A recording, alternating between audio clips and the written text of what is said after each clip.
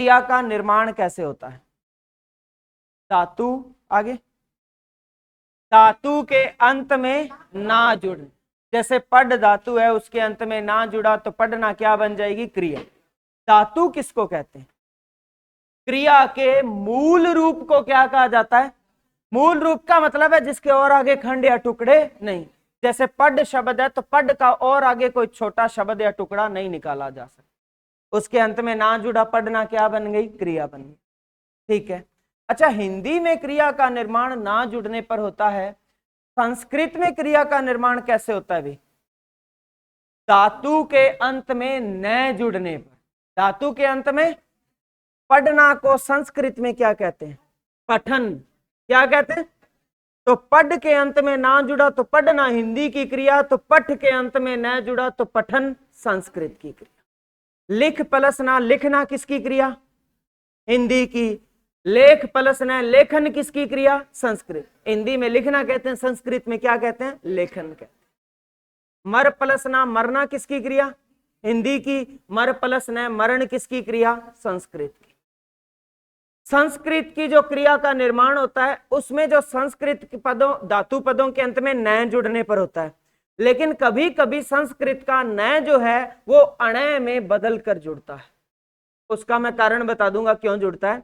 जैसे आप देखो, पठ प्लस न पठन, लेख प्लस न लेकिन, मर प्लस न मरण। यहां न किस में बदल गया? अणय में बदल गया। कैसे बदलता, क्यों बदलता, उस पर चर्चा करें। तो हिंदी में क्रिया का निर्माण कैसे होता है? बोलो। धातु के अंत में ना जुड़ने। और संस्कृत में क्रिया का निर्माण धातु के अंत में न। हिंदी की क्रिया में से ना हटा दें, अंत में से क्या हटा दें, तो फिर हिंदी की क्रिया का कौन सा रूप बचेगा? धातु रूप बचेगा। ठीक है। अब इसके बाद बताइए आप, आपके एक टॉपिक आएगा आगे, वाक्य, वाक्य के अंग पूछे जाते हैं। वाक्य के अंग पता है कितने होते हैं? अंग, अंग दो हो गए विद्वानों। कितने होते हैं? दो होते हैं। चलो, आपने जो 3 बताए, 5 बताए, कौन कौन सा होता है बताना। वो वाक्य को निर्मित करने के आवश्यक तत्व है: निकटता, सार्थकता, आकांक्षा, अन्वय, अन्विति। आप बताओ 3 कौन से? उद्देश्य, विधेय, 2 ही हुए बस। तो वाक्य के अंग 2 ही होते हैं। कौन से? उद्देश्य और विधेय। उद्देश्य कहते हैं कर्ता को और विधेय कहते हैं क्रिया को। अच्छा, इन दोनों अंगों में से मैं आपको यह पूछ लूं कि वाक्य का आवश्यक अंग कौन सा है? उद्देश्य यानी कर्ता या विधेय अर्थात क्रिया? विधेय अर्थात क्रिया वाक्य का आवश्यक अंग होती है। वाक्य में काम ही नहीं देगा तो कर्ता से क्या करवाएगा? अभी करें, पुस्तक चोरी हो गई, कहां लिखा है? मैं ये तो कह रहा हूं, कर्ता का होना जरूरी नहीं है लेकिन क्रिया का होना जरूरी है। आप सीधा ही कर दो भी चोरी करने का काम राम ने किया, तो सीधा राम लिख के वाक्य बन जाएगा। चोरी होना लिखेंगे नहीं तो। मकान, इसमें क्रिया है, अंत में है लगा हुआ ना, सहायक क्रिया है। रचना या प्रयोग के आधार पर क्रिया के 8 भेद होते हैं: सामान्य क्रिया, संयुक्त क्रिया, सहायक क्रिया। सहजात है तो है सहायक क्रिया है। अब सोहन के पास मकान है नहीं लगा हुआ, वाक्य बनेगा? सोहन के पास मकान नहीं बना। समझ गए बात को? तो वाक्य का, हाँ हाँ बोलो बोलो, तुम भी बोलो। तुम्हें बोलना थोड़ी, तुम्हें तो कुछ नहीं करनी, करो। ये भी जरूरी है, माहौल बना रहता है थोड़ा, है ना? सारे पढ़ेंगे तो फिर पीछे कौन रहेगा? तो आप बताओ, वाक्य के अंग कितने? 2। कौन कौन से? उद्देश्य और विधेय। उद्देश्य किसको कहते हैं? कर्ता को। विधेय किसको कहते हैं? क्रिया। वाक्य का आवश्यक अंग कौन सा? क्रिया। बिना क्रिया के वाक्य नहीं बनता, वाक्यांश रहता है। क्या रहता है? वाक्यांश का मतलब है वाक्य का टुकड़ा मात्र बचेगा, वाक्य नहीं बचेगा। क्या बिना कर्ता के वाक्य बन सकता है? बन सकता है। कर्ता वाक्य का आवश्यक अंग नहीं, मुख्य अंग जरूर है, आवश्यक अंग नहीं है। आए न आए चलेगा लेकिन क्रिया तो आएगी। अब आप बताओ, क्रिया को क्या कहते हैं? विधेय। क्या कहते हैं? तो अगर आपसे पूछ ले कि क्रिया जो है वो वाक्य का कौन सा अंग है, तो विधेय अंग है और वाक्य का आवश्यक अंग है। बिना क्रिया के वाक्य नहीं बनता। क्या रहता है? वाक्यांश रहता है। क्या रहता है? वाक्यांश। इसीलिए तो एक बार पटवार में आया प्रश्न, नहीं आया किसी भी बच्चे को उसका उत्तर, कि किसी वस्तु के बारे में विधान करने वाले शब्दों को क्या कहा जाता है? क्रिया कहा जाता है। क्रिया कौन सा अंग है? विधेय अंग है। विधेय का मतलब वो वस्तुओं के बारे में क्या करती है? विधान करती है। विधान का मतलब नियम सहित स्पष्टता देती है क्रिया। विधान का अर्थ होता है नियम। अपने कहते हैं ना, ये तो विधि का विधान है, मतलब विधि प्रकृति, विधान मतलब नियम, ये तो प्रकृति का नियम ऐसा होगा। तो विधान का अर्थ है क्रिया विधान करती है, यानी नियम सहित जो बात स्पष्ट है, पूरी बात वो कौन बताती है? क्रिया ही बताती है। क्लियर है ये बात? ठीक है। अब इसके बाद बताओ, आपसे कोई क्रिया के भेद पूछ ले तो कितने? देखो, दो प्रश्न, दो उत्तर हैं इसके। वैसे तो क्रिया के भेद अलग अलग प्रकार से निर्धारित होते हैं, कोई निश्चित भेद नहीं है क्रिया के। जैसे एक होता है कर्म के आधार पर क्रिया, दो भेद होते हैं, अकर्मक और कौन कौन से? अकर्मक और सकर्मक। अकर्मक सकर्मक नहीं होते, अकर्मक और सकर्मक होते। ठीक है। फिर आता है रचना या प्रयोग के आधार पर क्रिया। 8 भेद होते हैं, सामान्य, संयुक्त, सहायक, सहजातीय, पूर्वकालिक, प्रेरणार्थक, कृदंत और नाम धातु क्रिया। 8। फिर तीसरी आती है काल के आधार पर क्रिया। 3 भेद होते हैं, भूतकालिक क्रिया, वर्तमानकालिक क्रिया और भविष्यकालिक क्रिया। फिर भूतकाल के 6 भेद, वर्तमान के 5 और भविष्य के 3। आगे भेद डरना नहीं है, वेदों की संख्या देखकर, बहुत सरल चीजें, बिल्कुल ही सरल बातें हैं ये। इसके बाद जो है अपने कई एक वाच्य टॉपिक होता है। क्या होता है? वाच्य। कुछ विद्वान इसको नाम यही देते हैं कि वाच्य के आधार पर क्रिया। हालांकि देखो, वाच्य की कहानी सारी क्रिया पर ही है। किस पर है? अगर कर्ता के अनुसार क्रिया बदले तो कर्तृवाच्य है, कर्म के अनुसार बदले तो, अब कर्म आ गया मतलब सहकर्म क्रिया होगी। कौन सी क्रिया होगी? सहकर्म। तो उसकी कहानी भी सारी क्रिया पर ही निर्भर करती है। ठीक है, तो अपने बात कर। लेकिन अगर मान लो परीक्षा में पूछ ही लिया जाए कि क्रिया के मुख्य भेद कितने होते हैं, तो हमारा उत्तर 2 होना चाहिए, अकर्मक क्रिया और मुख्य भेद 2 ही। ठीक है, लिखिए। लिखना क्रिया,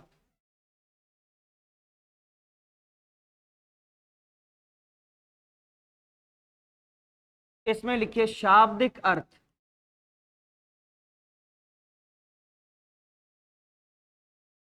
तो क्रिया का शाब्दिक अर्थ क्या होता है? कार्य।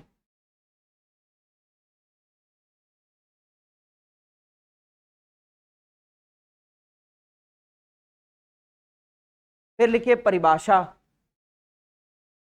परिभाषा लिखना, किसी कार्य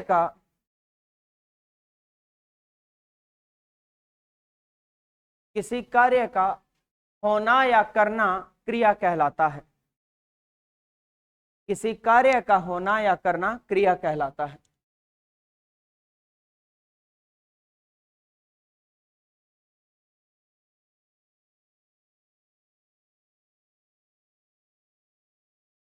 ठीक है, इसके बाद आगे वाली पंक्ति में लिखना, लिखिए क्रिया को विधेय कहा जाता है। क्रिया को विधेय कहा जाता है। विधेय, ये लिखा, क्रिया को विधेय कहा जाता है तथा विधेय वाक्य का आवश्यक अंग होता है।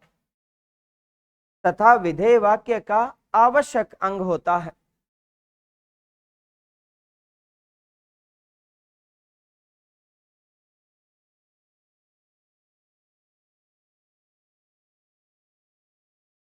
आगे वाली पंक्ति में लिखना, बिना क्रिया के वाक्य नहीं बनता।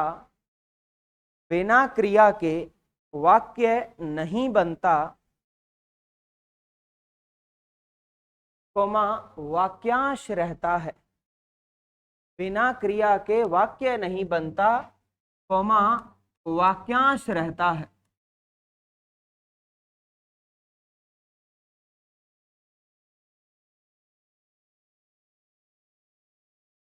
ठीक है।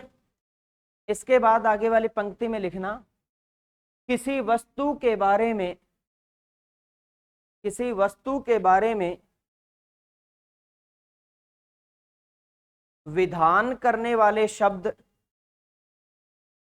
किसी वस्तु के बारे में विधान करने वाले शब्द क्रिया कहलाते हैं। किसी वस्तु के बारे में विधान करने वाले शब्द क्रिया कहलाते हैं।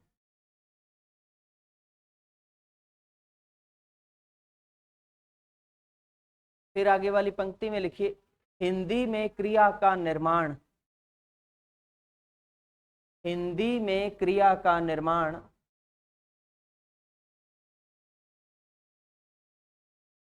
धातु के अंत में ना जुड़ने पर होता है। धातु के अंत में ना जुड़ने पर होता है। धातु और ना को दोनों को अंडरलाइन कर लेना।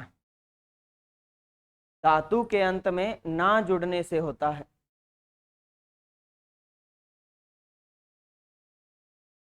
लिखिए, नीचे लिखना, धातु प्लस ना बराबर क्रिया। धातु प्लस ना बराबर क्रिया। उदाहरण लिखो, नीचे लिखना उदाहरण।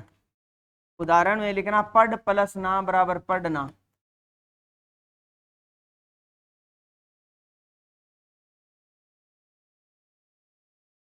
बस ठीक है। फिर आगे वाली पंक्ति में लिखिए, क्रिया के मूल रूप को धातु कहा जाता है। क्रिया के मूल रूप को धातु कहा जाता है।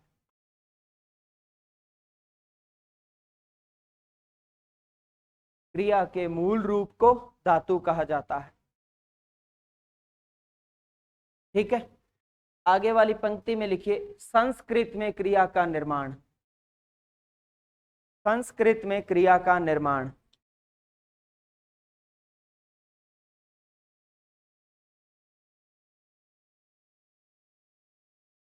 धातु बराबर, इसमें ना इसको डैश लगा के सीधा इतना ही लिख दो, धातु प्लस न। धातु प्लस न बराबर क्रिया। जैसे पठ प्लस न बराबर पठन।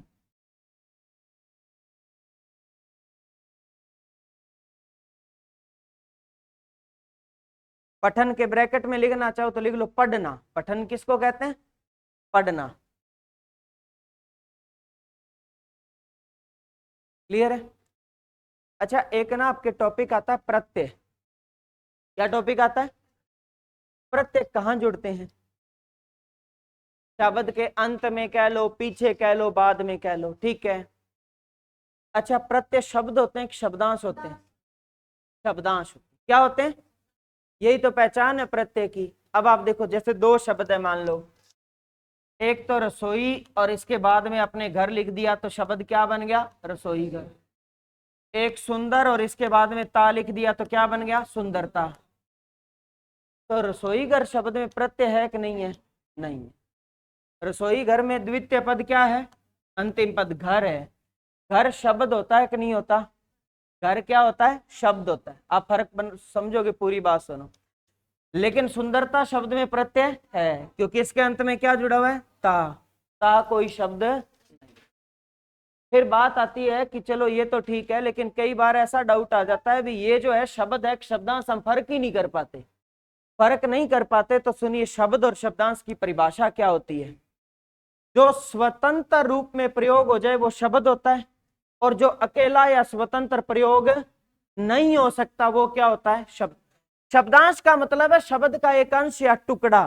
तो जो शब्द का टुकड़ा है उसको शब्द के रूप में प्रयोग कैसे कर लोगे?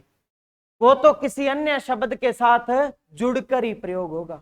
अब आप देखो, घर को आप जहां मर्जी अकेले शब्द के रूप में कर लो, यह मेरा घर है, यह मेरा, तो घर अकेला शब्द प्रयोग हो गया ना, इसके साथ और कुछ नहीं। लेकिन आपने कभी ता को किसी शब्द के रूप में प्रयोग किया? किसी वाक्य में प्रयोग करके बताओ, अगर कर पाओ तो इसका मतलब ता क्या? कर मत देना। इसका मतलब ता क्या है? शब्दांश है। और शब्द के पहले जुड़ा हुआ शब्दांश है या बाद में? तो इसका मतलब ता इसमें क्या है, प्रत्यय। ता क्या है, प्रत्यय। टोटल 5 प्रकार के शब्दों में जुड़ते हैं। कितने प्रकार के? संज्ञा के शब्द में भी प्रत्यय जुड़ता है। जैसे संज्ञा का शब्द है भारत, इसके अंत में ईय प्रत्यय जुड़ा तो क्या बना, भारत। सर्वनाम में भी प्रत्यय जुड़ता है, जैसे अपना के अंत में पन जुड़ा तो क्या बना, अपनापन। विशेषण के अंत में भी प्रत्यय जुड़ता है, जैसे सुंदर के अंत में ता जुड़ा, क्या बना, सुंदरता। क्रिया के अंत में भी प्रत्यय जुड़ता है, जैसे पढ़ना में आई जुड़ा तो क्या बना, पढ़ाई। अविकारी के अंत में भी प्रत्यय जुड़ता, संज्ञा, सर्वनाम, विशेषण और अविकारी। अविकारी शब्द जैसे दूर, तो दूर के अंत में ई प्रत्यय जुड़ा तो क्या बन गया, दूरी। दूर में ई जुड़ा तो क्या बन गया, दूरी। अब एक बात सुनिएगा आराम से, अभी आपका क्या टॉपिक चल रहा है, क्रिया के अंत में प्रत्यय जुड़ता है। तो एक बात ध्यान रखना, जब भी क्रिया में प्रत्यय जुड़ता है तो अब प्रत्यय के 2 भेद होते हैं। कौन कौन से? कृदंत प्रत्यय और तद्धित प्रत्यय। तो देखो कृदंत में क्या आया, क्री। क्री का मतलब क्रिया, क्री का मतलब क्या, क्रिया। तो क्रिया में जुड़ने वाले प्रत्यय क्या कहलाते हैं, कृदंत प्रत्यय, और संज्ञा सर्वनाम में जुड़ने वाले तद्धित प्रत्यय। इतना सरल है। लेकिन एक छोटी सी बात ध्यान रखनी होती है, वो ये है कि क्रिया शब्द के अंत में जब भी प्रत्यय जुड़ता है तो क्रिया के ना का लोप होने के बाद जुड़ता है। जैसे आप देखो, अभी मैंने क्या बोला, पढ़ना प्लस आई। पढ़ना क्रिया है, आई क्या है, इसमें प्रत्यय जुड़ेगा, ठीक है। अब आप बताओ, पढ़ना में आई प्रत्यय जोड़ो तो ना का क्या हो जाएगा, लोप। धातु क्या बचा, पढ़ में आई प्रत्यय जोड़ा, शब्द क्या बनेगा, पढ़ाई। जैसे सजाना प्लस आवट, सजाना के ना का लोप कर दोगे, शब्द बचा सजा। सजा में आवट जोड़ो, क्या बनेगा, सजा। समझ गए? हंसना प्लस ई, हंसी। हंसना के ना का लोप हो जाएगा, मूल धातु क्या बचा, हंस। हंस में ई प्रत्यय जुड़ा, क्या बन गया, हंसी। उड़ना प्लस आन, उड़ना के ना का क्या हो जाएगा, लोप। धातु क्या बचेगा, उड़। उड़ में आन प्रत्यय जोड़ोगे, क्या बन जाएगा, उड़ान। क्लियर है ये बात? तो जब भी ध्यान रखना, क्रिया शब्द में प्रत्यय जुड़ता है तो क्रिया के ना का लोप होने के बाद जुड़। लिख ही लो, आगे वाली पंक्ति में लिखना, क्रिया शब्दों में जुड़ने वाले प्रत्यय कृदंत प्रत्यय कहलाते हैं। दो नाम लिख देना, 2 नाम इसके, कृदंत या कृत। क्रिया शब्दों के अंत में जुड़ने वाले प्रत्यय, प्रत्यय सही लिखो, क्रिया शब्दों के अंत में जुड़ने वाले प्रत्यय कृदंत या कृत प्रत्यय कहलाते हैं। कृदंत या कृत प्रत्यय कहलाते हैं। ये लिखा हुआ नाम है, कृदंत या कृत प्रत्यय कहलाते हैं।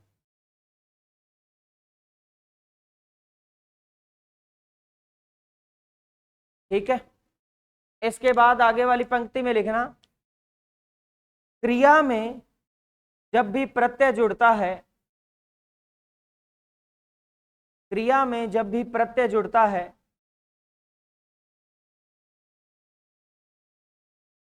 तो क्रिया के अंतिम वर्ण, तो क्रिया के अंतिम वर्ण ना, ये इस तरह लिखना है, क्रिया के अंतिम वर्ण ना, ना को अंडरलाइन कर लेना, का लोप होने के बाद, ना का लोप होने के बाद बचे हुए धातु रूप में प्रत्यय जुड़ता है। क्रिया के ना का लोप होने के बाद बचे हुए धातु रूप में प्रत्यय जुड़ता है। बचे में एक ही चय लगाना भी, तुम कहीं बचे हुए कर दो। बचे हुए धातु रूप में प्रत्यय जुड़ता है।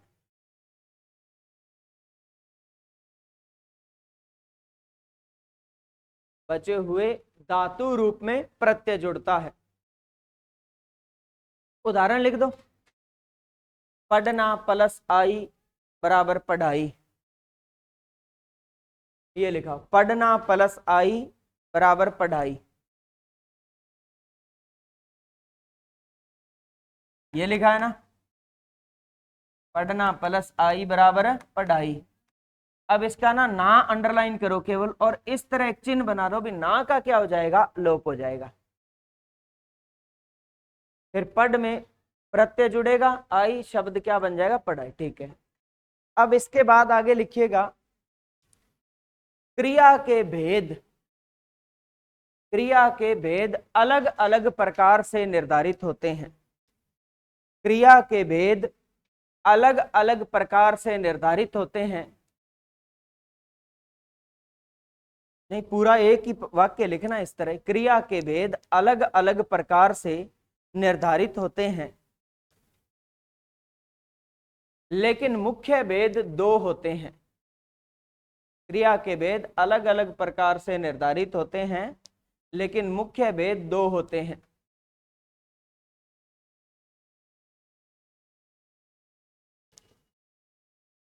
कौन कौन से भी, अकर्मक और, हाँ लिखिए, नंबर एक अकर्मक क्रिया और नंबर दो सकर्मक क्रिया।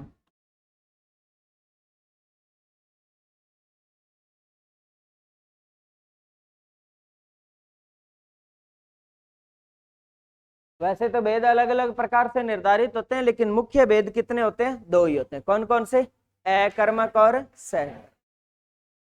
अब आप नंबर एक फिर हेडिंग देना दोबारा, क्रिया के भेद, दोबारा हेडिंग देना क्रिया के भेद।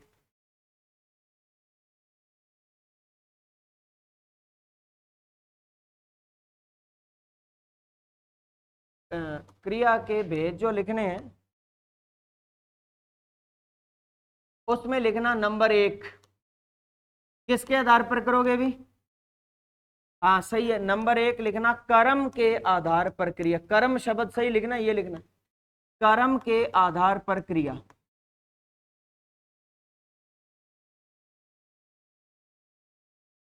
हेडिंग बना लो इसको, कर्म के आधार पर क्रिया।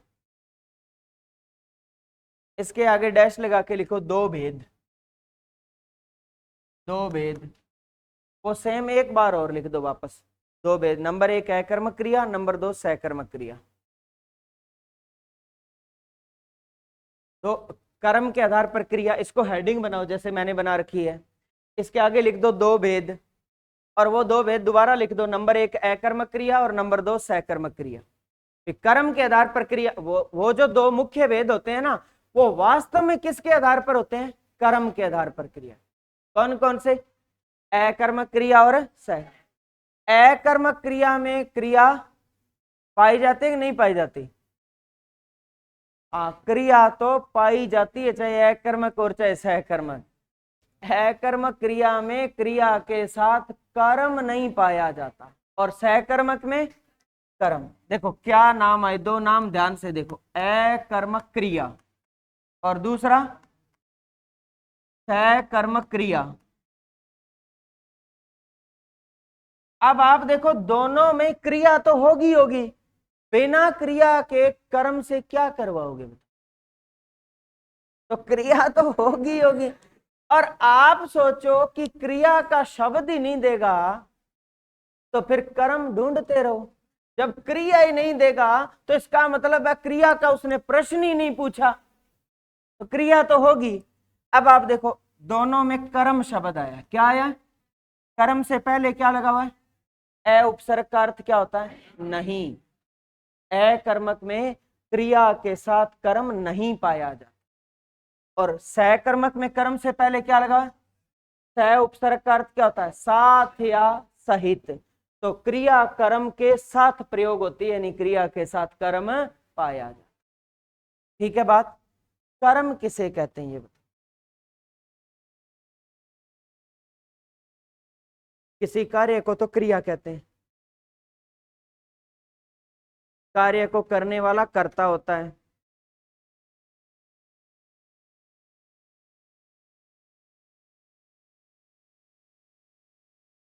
कर्ता के द्वारा किया गया कार्य क्रिया होता है। हाँ हाँ, जिस पर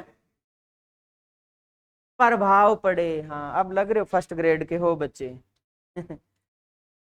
जिस पर क्रिया का प्रभाव पड़े उसे क्या कहा जाता है? कर्म कहा जाता है। अब आप सुनो, बच्चे ने खिलौना तोड़ दिया, तो यहां काम क्या हो रहा है? तोड़ने का। तो तोड़ दिया क्रिया है, तोड़ने का काम किया किसने? तो बच्चा क्या है? करता है। और बच्चे ने क्या तोड़ दिया? तो खिलौना कर्म है। अब आप मुझे बताओ, टूटने का प्रभाव किस पर पड़ा है? खिलौने पर। टूटा कौन है? खिलौना। तो जिस प्रक्रिया का प्रभाव पड़े उसे क्या कहा जाता है? कर्म। जो शब्द कार्य का बोध करवाते हैं वो क्या कहलाते हैं? क्रिया। और जिस किसी क्रिया या कार्य को करने वाला क्या कहलाता है? कर्ता कहलाता है। क्या कहलाता है? कर्ता। ठीक है, अब आप मुझे बताओ, आप पता कैसे लगाओगे कि कहां तो कर्म है और कहां कर्म नहीं है? कर्म पता लगाने का तरीका बताओ। कर्म पता लगा लिया मतलब आपको कर्म मिल गया। कर्म मिल गया तो क्रिया क्या हो जाएगी? सहकर्मक। और नहीं मिला तो अकर्मक। अब आप मुझे बता दो कि आप कर्म का पता कैसे लगाओगे? वाक्य में क्या, किसे और किसको लगाने पर यदि उत्तर मिले तो कर्म होगा और क्रिया क्या हो जाएगी? सहकर्मक। ठीक है,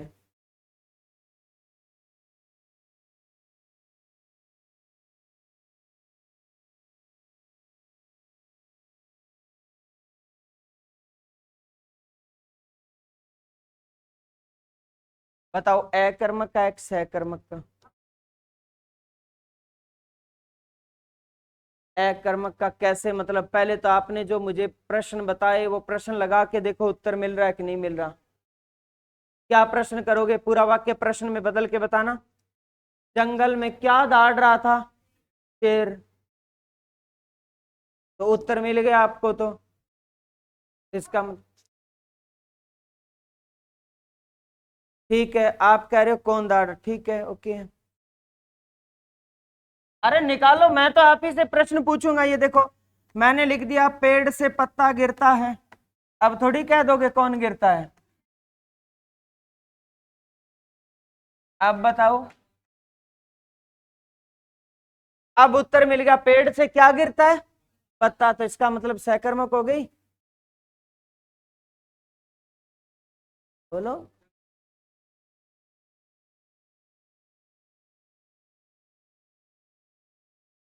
अरे बताओ उत्तर, अकर्मक के सहकर्मक? अकर्मक। ठीक है, तो उत्तर तो मिल रहा है।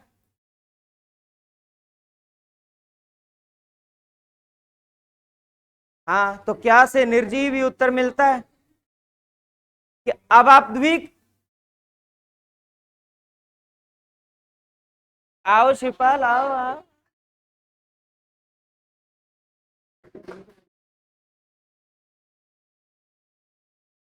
ठीक है, हाँ अब इधर ध्यान दो। हाँ बताओ, पेड़ से पत्ता गिरता, क्या गिरता है? पत्ता। उत्तर मिल गया। हाँ, कुछ बता रहे थे पीछे। अरे आप मत देखो, आप इधर देखो, मैं पूछ लूंगा। इनकी मुंडी 360 डिग्री घूम जाती थी। दीवार के पार देखोगे क्या? हाँ जी,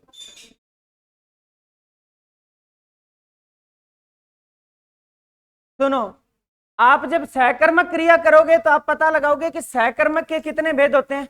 दो। एक कर्मक क्रिया और द्विकर्मक क्रिया। दो कर्मक नहीं, द्विकर्मक।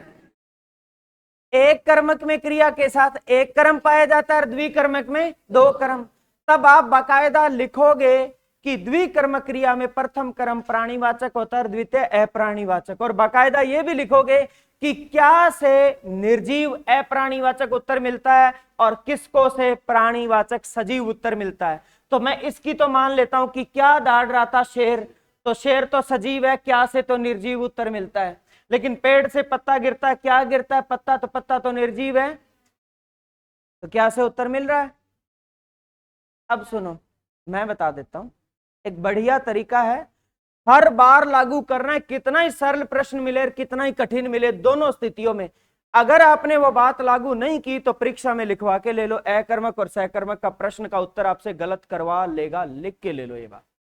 सुनो, सबसे पहले जब आपको वाक्य मिले और अकर्मक सहकर्मक पूछे तो वाक्य में आपने सबसे पहले क्रिया ढूंढनी है। क्या ढूंढनी है? क्रिया के बाद कर्म नहीं ढूंढना कभी भी, क्रिया के बाद कर्ता ढूंढना है। क्रिया के बाद क्या ढूंढना? क्रिया और कर्ता दोनों मिल जाए तो तीसरी चीज अगर मिली तो 100% क्या मिलेगी? कर्म मिलेगी। क्या मिलेगी? और क्रिया क्या हो जाएगी? सहकर्मक। और तीसरी चीज नहीं मिली तो क्रिया क्या हो जाएगी? अकर्मक। जंगल में शेर दौड़ रहा था, काम क्या हो रहा है? कर कौन रहा है? तो शेर तो करता है। हमें क्या चाहिए था? कर्म। तब क्रिया क्या होती? सहकर्मक। तो कर्म रूप में उत्तर मिले तो ही सहकर्मक क्रिया होती है। यदि कर्ता रूप में उत्तर मिला तो हमें कर्ता नहीं चाहिए, अकर्मक क्रिया हो। पेड़ से पत्ता गिरता है, काम क्या हो रहा है? कर कौन रहा है? किसी ने गिराया थोड़ी है, खुद ही गिर रहा है। तो ध्यान रखना कि कर्ता हमेशा कोई व्यक्ति हो, यानी स्त्री पुरुष ऐसा जरूरी नहीं है, निर्जीव चीज भी कर्ता हो सकती है। मेज से पुस्तक गिर गई, अपने आप ही गिरी है तो पुस्तक कर्ता है यहां। और राम ने पुस्तक गिरा दी, अब गिराई गई है तो कर्ता कौन है? राम। तो काम क्या हो रहा है? गिरने का। कर कौन रहा है? तो पत्ता क्या हुआ? मुझे यूं क्या कर रहे हो? पत्ता क्या हुआ? मैंने पूछा पत्ता क्या हुआ? तरीका ठीक है तुम्हारा, अच्छा था ये। सोचो, मैं आपसे पूछ रहा हूं पत्ता क्या हुआ, मुझे सही है।